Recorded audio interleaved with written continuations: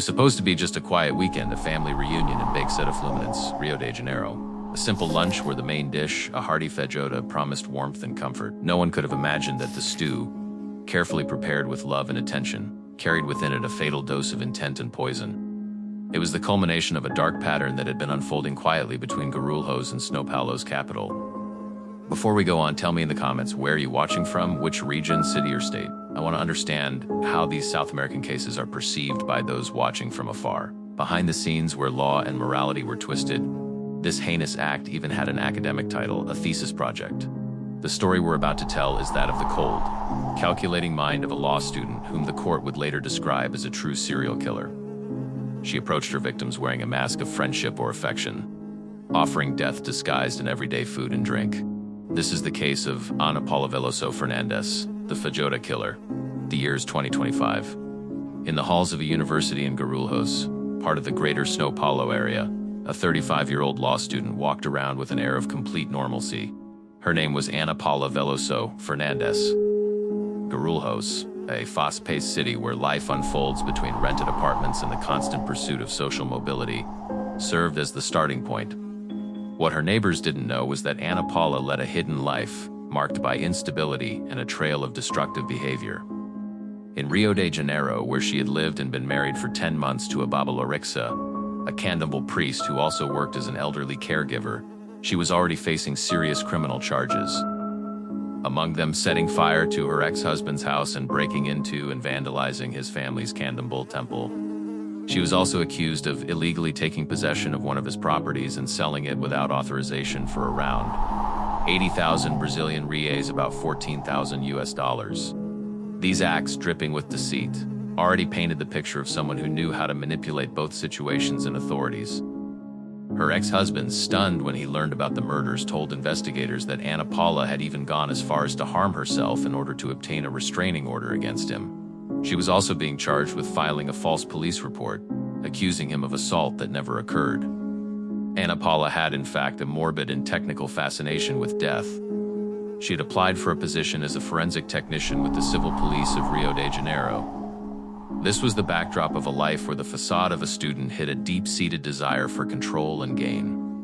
When the justice system analyzed her behavior, it would describe her as cold and calculating. Following a repetitive pattern, approach, insidious poisoning, and profit, Ana Paula Veloso Fernandes' crimes were concentrated within a brief span of just 5 months.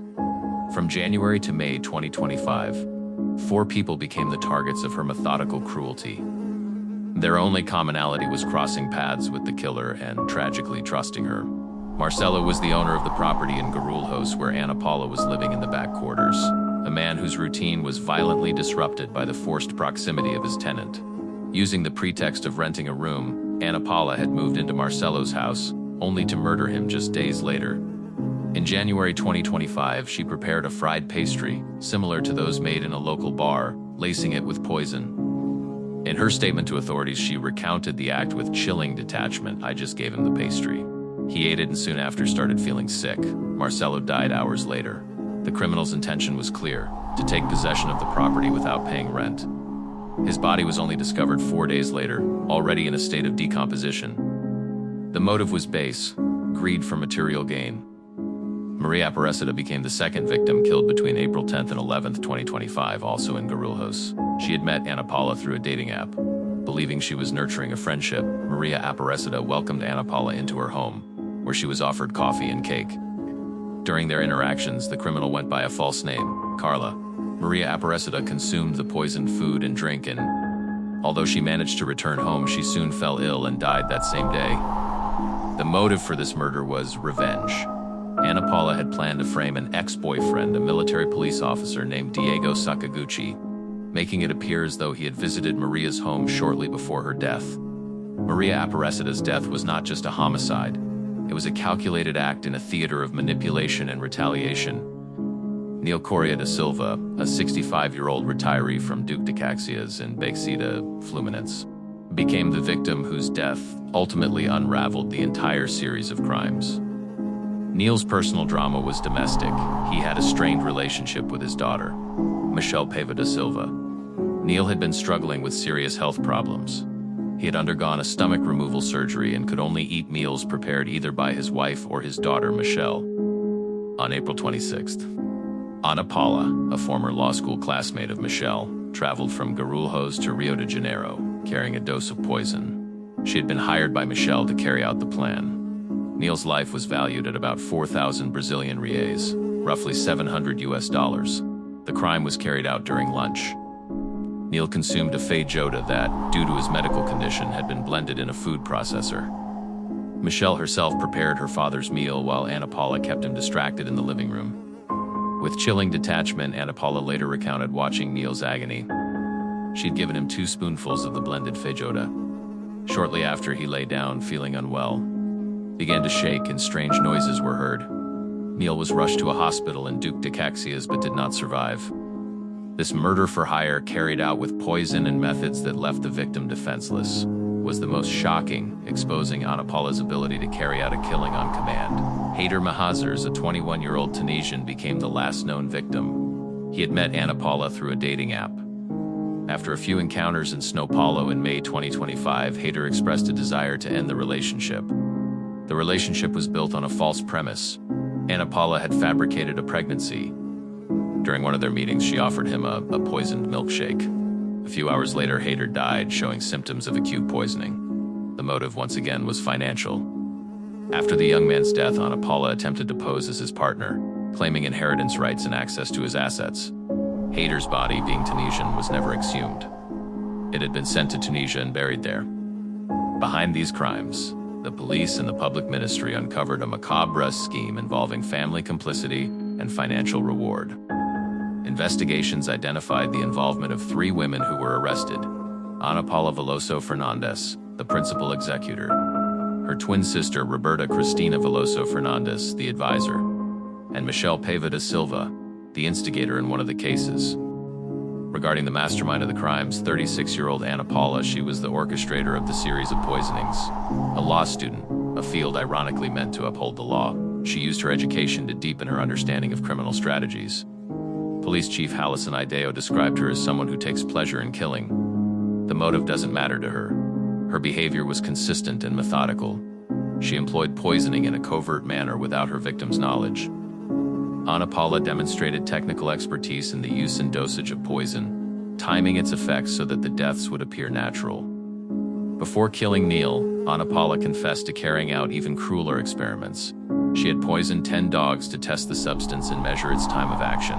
She was knowledgeable about agrochemicals like turbufos, less potent than chumbinho, but still deadly, and rat poison such as aluminum phosphide, commonly known as chumbinho. Her accomplice, Roberta, Ana Paula's 35-year-old twin sister, was accused by the prosecutor's office of taking part in all 4 murders. During the investigation, Roberta was often described as a kind of consultant or advisor. Messages recovered from her phone showed that the killings had been planned together. Roberta instructed her sister to use cash when buying the poison, so there would be no paper trail. She even suggested how much a contract killing should cost, starting at about 4,000 Brazilian reais. The most shocking detail was the code they used to refer to the murder's TCC Final Course project. Roberta also played an active role in covering up evidence, even admitting to burning furniture such as a sofa to conceal the decomposition of one of the victim's bodies, Marcelo Hari. The instigator, Michelle, 43, was the daughter of victim Neil Correa da Silva. She was a friend of Ana Paula and a former law school classmate. Her motive was to secure her father's inheritance ahead of time, with whom she reportedly had personal disagreements. Michelle financed Ana Paula's trip from Guarulhos to Rio de Janeiro and paid the 4,000 Brazilian reais, about $700 reward for the murder.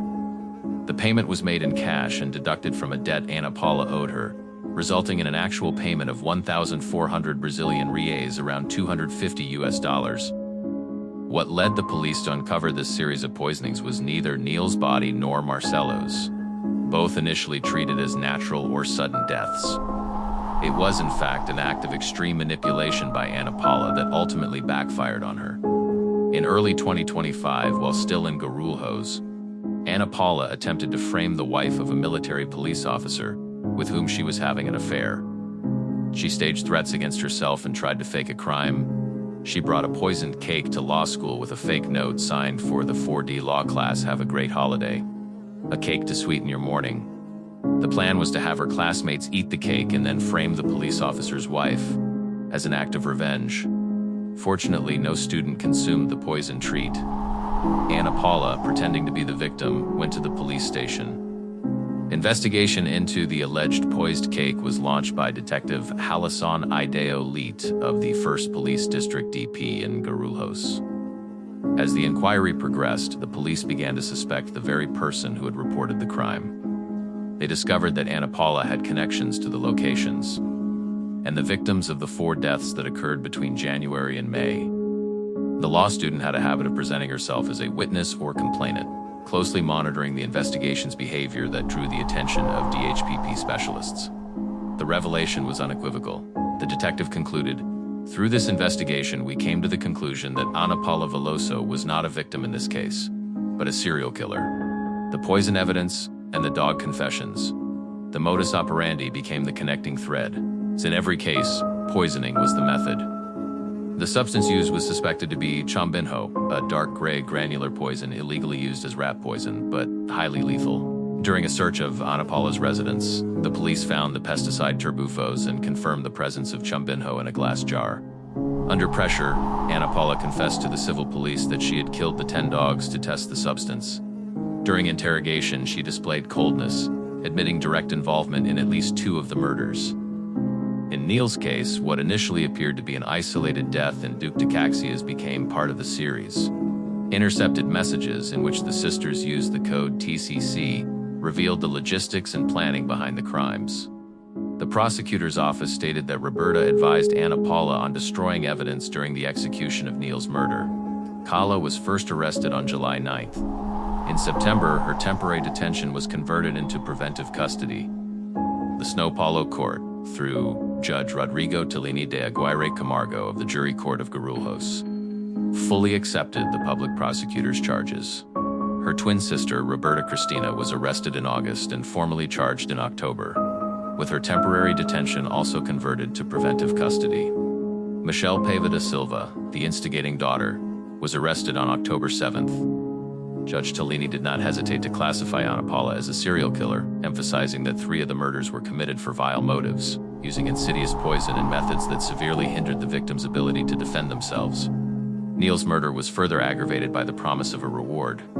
For the judge, Ana Paula's actions demonstrated total disregard for human life and the risk it poses to public order.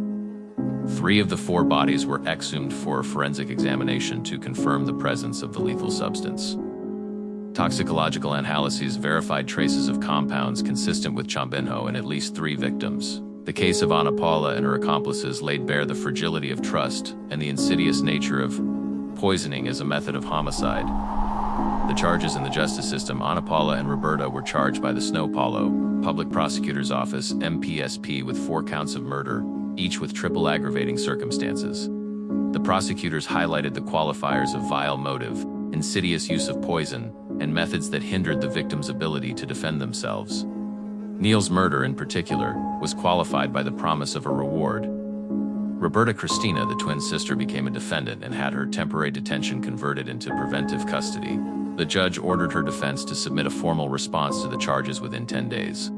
Michelle Paiva, the instigating daughter, remains in temporary custody, awaiting a potential charge of qualified homicide for her father's death. In addition to the murders, the sisters may also face charges for animal cruelty due to the poisoning of 14 dogs. 3 of Roberta's dogs were found in conditions of neglect surrounded by feces, urine, and filth and were rescued by the Guarulhos city authorities for responsible adoption.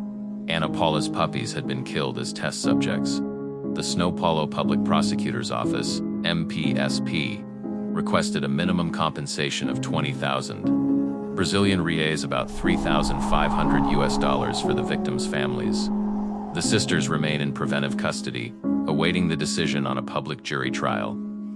The twins' defense argued that Ana Paula's statements to the police were merely accounts of the facts and not a confession. They maintained that the full truth will emerge by the end of the investigation. The case has gone beyond the criminal investigation, becoming a subject of study for the Behavioral Analysis Unit of the DHPP. Investigators identified classic traits of serial killers, such as deriving pleasure from the act, indifference to motive, and meticulous planning, making it one of the most complex poisoning homicide cases in São Paulo. Ana Paula's behavior, the deliberate use of poison, one of the most feared methods of homicide due to its insidious nature, and the fact that her victims were known to her, fits the profile of atypical offenders. Although women have historically been underestimated in their capacity to commit serial crimes, female motivations often revolve around power, control, and the accumulation of wealth, unlike the sexual gratification more commonly seen in men. Ana Paula displayed this drive for dominance and control, seeking financial gain or revenge in nearly every act. The coldness of the so-called Feijoada serial killer is a grim reminder of the complexity of the criminal mind, where an ordinary appearance and academic background can mask methodical darkness. When ordering her arrest, the judge made it clear that public safety was at risk in the face of someone capable of such calculated violence and deceit. Neil's Feijoada, Marcelo's little cake, Maria's birthday cake, Hader's milkshake each became a vehicle of death, disguised as hospitality and affection. By legal definition, poisoning is a method that deceives the victim's vigilance, a covert means of execution. In this case, it was compounded by a betrayal of trust. Ana Paula's story reveals that evil often does not come from strangers lurking in the dark, but from those close to us, people who know our habits, and worse, our vulnerabilities. She was a predator who weaponized Kara's socially expected trait to gain control and ultimately kill. While the victim's families seek peace and the justice system works to punish those responsible for the quadruple murders, we are left to reflect on the price of trust and how the coldness of a single mind can turn everyday acts, even a simple meal, into a crime scene. The legacy of this case endures in headlines and forensic reports, a bitter chronicle of unbridled ambition. The tragedy lies not only in the deaths themselves, but in the chasm of cruelty that emerges when greed is served at the table, disguised as a homemade dish. Based on this first case, I ask you, in your region, would a crime like this receive the same judicial treatment, or would the outcome be different? Share your thoughts in the comments.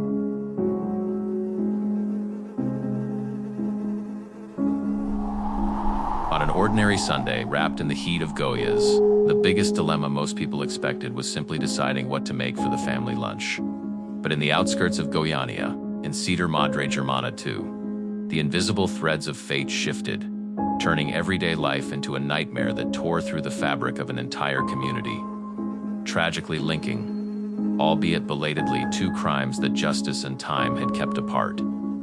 This is the story of a man with a personality disorder who, through a cruel lapse in the investigative timeline, managed to destroy not just one but two families.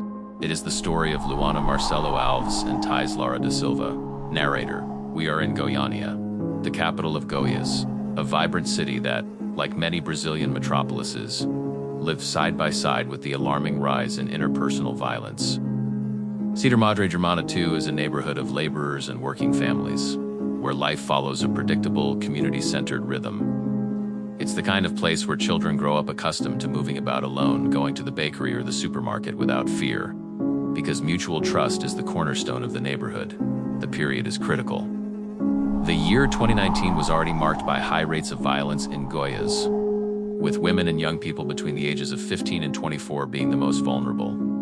Physical violence was the most commonly reported, with more than 2/3 of assaults occurring at home, the very place that should have been the safest, the family residence. In this context, one type of horror remained, for many, merely an urban legend or a distant news story: the serial killer.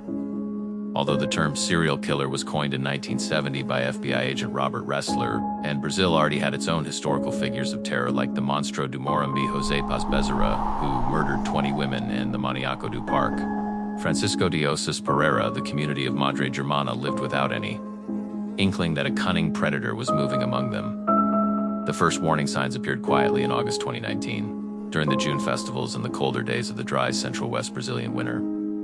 The second would come 3 years later, in November 2022, and both would converge within the same geographic area, just a few blocks apart. The tragedies we explore today carry names and faces that demand our empathy. They are not just cold statistics in an epidemiological report. The first is Thais Lara da Silva. She was only 13 years old when she disappeared in August 2019. Jasoni da Silva Carneiro. TA's mother described her as a wonderful child, obedient, studious, her true treasure. Her grandmother, Maria Rita Carnero, held on to the hope that her granddaughter was alive, fearing only that she might go hungry or cold. The agony of uncertainty lasted nearly 4 years. Thais, like many children, had an open heart. She showed great affection for the son of the man who would eventually kidnap and kill her, a boy who was just 4 years old at the time. That innocent bond, that kindness, would prove fatal. 3 years later, another name emerges: Luana Marcelo Alves. Luana was 12 years old. To her father, Robson Marcelo dos Santos, she was his only child, a gift from God. Luana was brilliant, extremely studious, and dreamed of becoming a veterinary doctor. Her love for animals was so profound that many horseback riders joined a demonstration seeking justice in her memory. Despite the difference in age and the years between the crimes, both girls attended the same school and lived in the same neighborhood, Madre Germana II. Young lives. It's full of potential, brutally taken. The timeline of horror begins in August 2019. Thais Lara da Silva, 13, had gone to the local market in Madre Germana II.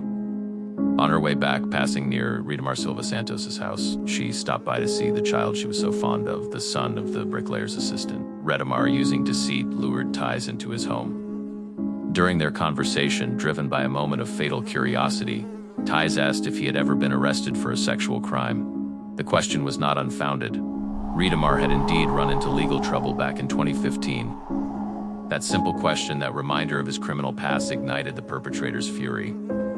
Angered by her inquiry, Ridamar attacked. The murder was carried out. What followed was an act of brutality that would horrify investigators even years later. After killing the teenager, Ridamar dismembered her body, buried it in a shallow grave, and set the remains on fire. The heinous act was followed by the concealment of the corpse. Thais Lara's case froze in time. Her family reported her as missing, and the investigation went cold due to a lack of new leads. 3 years passed. On Sunday, November 27, 2022, Luana Marcelo Alves left home to go to the supermarket to buy bread, as she did every Sunday.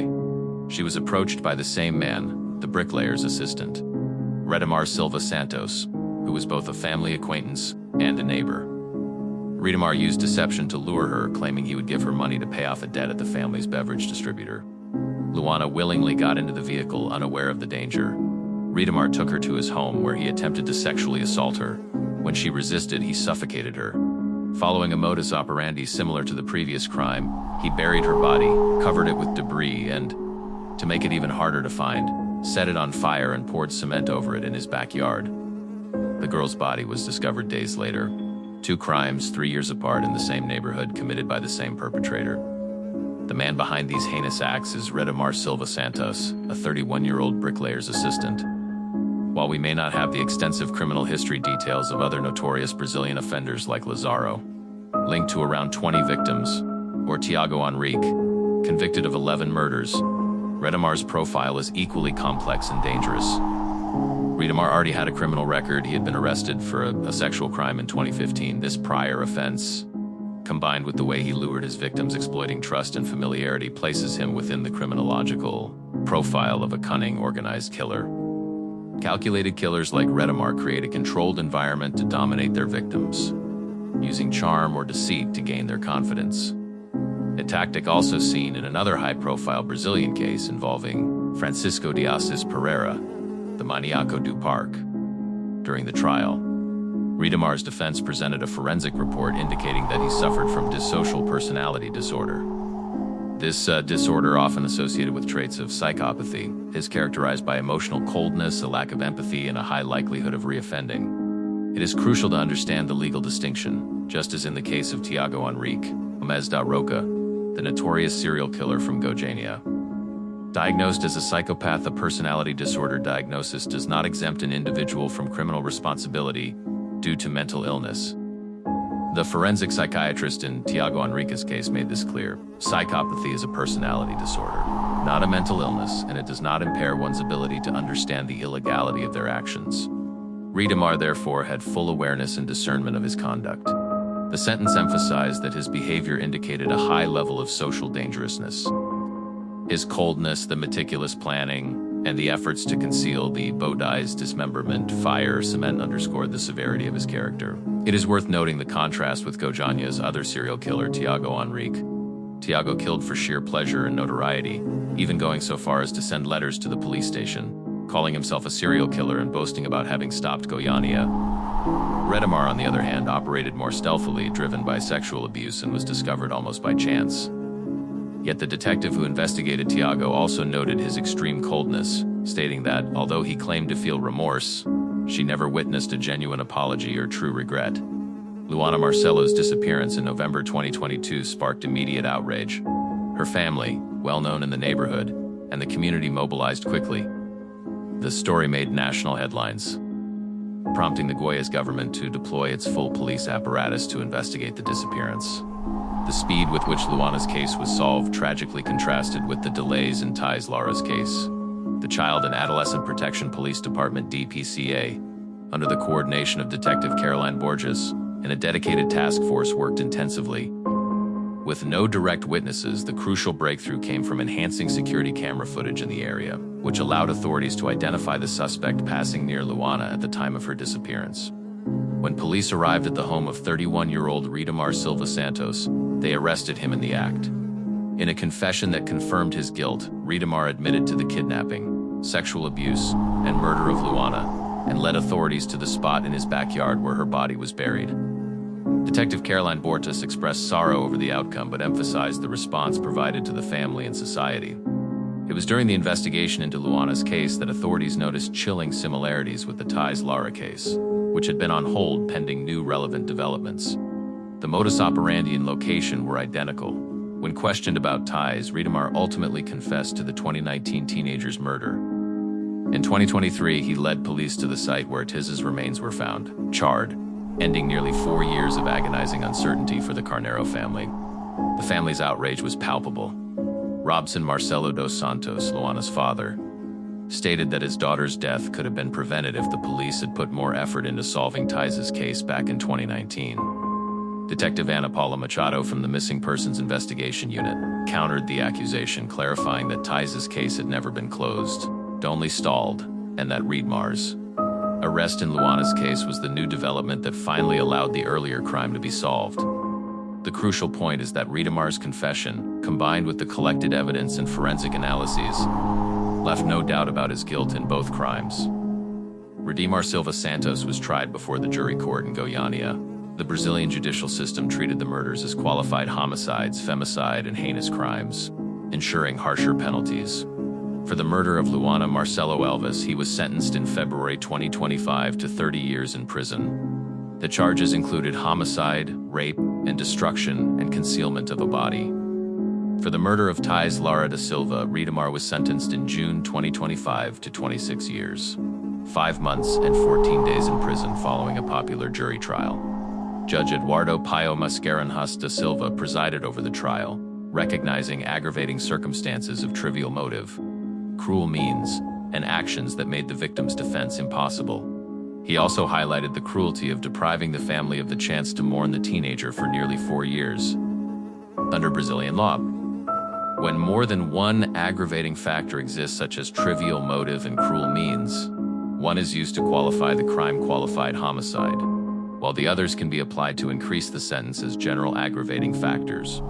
The total combined sentences for all of Ridimar's crimes, including the qualified homicide and concealment of Thais's body, could reach up to 52 years, according to the prosecution. However, under Article 75 of the Brazilian Penal Code, the maximum time a person can serve is capped at 40 years. Ridimar is currently serving his sentence in a maximum security facility, initially at the Odenar Guimarães Penitentiary POG in Aparecida de Goiânia. His defense team still has the right to appeal the verdicts. The consequences of these crimes reach far beyond prison walls. Luana's family, though finding some comfort in the birth of a new daughter, still awaits the final ruling to say a definitive goodbye.